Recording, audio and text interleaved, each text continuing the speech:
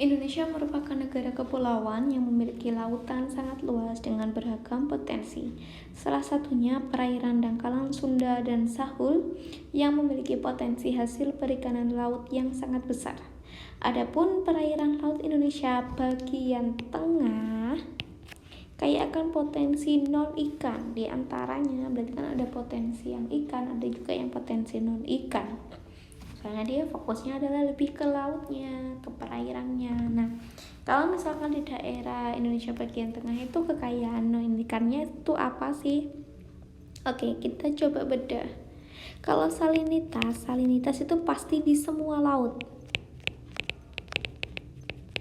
Salinitas itu pasti di semua laut memiliki kadar salinitas yang berbeda-beda. Salah satu contohnya daerah yang memiliki salinitas tinggi dan cocok untuk dijadikan sebagai bukan peternakan garam, kayak pabrik garam, pabrik pembuatan garam itu adalah di Madura. Madura termasuk dangkalan Sunda. Nah, kemudian kalau misalkan gelombang itu di semua daerah itu memiliki gelombang yang berbeda-beda, tetapi yang paling lebih tinggi itu biasanya berhubungan dengan atau berhadapan secara langsung dengan samudra, yakni adalah di laut selatan. Jadi mulai dari daerah Sumatera sampai daerah Papua yang dia berbatasan dengan laut selatan, dia memiliki gelombang lebih tinggi. Kemudian yang C itu adalah tenaga angin dan terumbu karang. Tenaga angin di daerah Sulawesi Selatan ada PLTA yang namanya adalah PLTA Sidrap, di mana dia itu sebagai PLTA terbesar se-Asia kalau nggak salah, kalau nggak gitu terbesar se-Asia Tenggara atau se-Asia gitu. Berarti kan di sini potensinya untuk dijadikan angin, tenaga angin, pembangkit listrik tenaga angin dia gede. Nah, kemudian di situ juga ada terumbu karang. Dia juga ada terumbu karang. Kalau misalkan daerah terumbu karang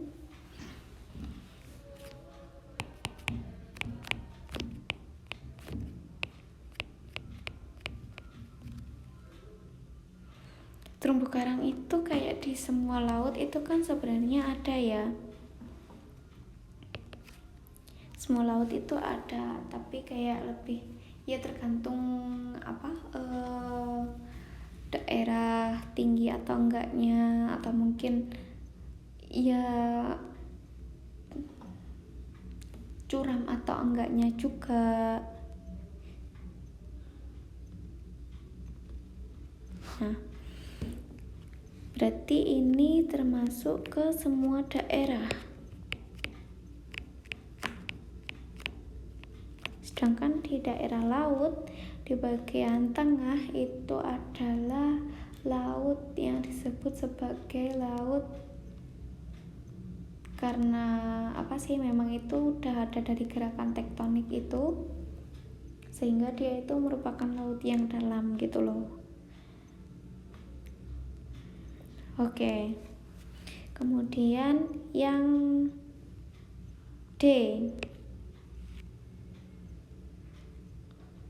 Yang D, arus laut itu nyari semuanya di daerah, sama kayak terumbu karang, jadi kayak arus laut. Itu juga semua daerah itu memiliki arus laut yang tinggi, terlebih di daerah-daerah yang berbatasan dengan laut selatan.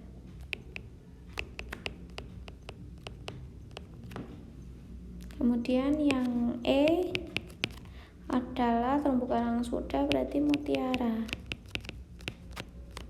mutiara itu menjadi ciri khas atau kekayaan yang ada di laut Indonesia bagian tengah, karena dia salah satu contohnya yang bisa dibudidayakan untuk budidaya mutiara itu adalah di Sulawesi Selatan. Dan mutiaranya itu juga cantik-cantik. Sehingga jawabannya yang tepat adalah yang gelombang dan mutiara.